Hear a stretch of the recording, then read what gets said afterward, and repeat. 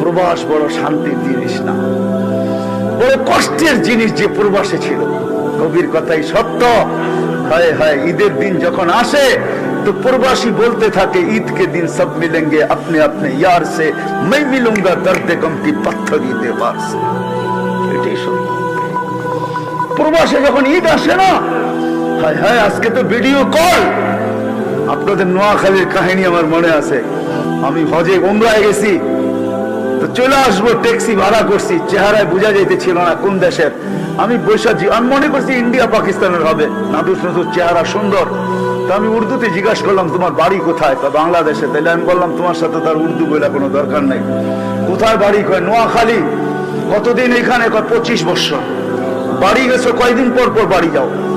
কয় 2 থেকে 3 বছর পর। আমি বললাম মাইনা নিলাম 2 বছর পর, তাহলে 25 বছর আপনি 12 বার বাড়ি গেছেন, ঠিক না? তো বলে হ্যাঁ হুজুর তাই হবে।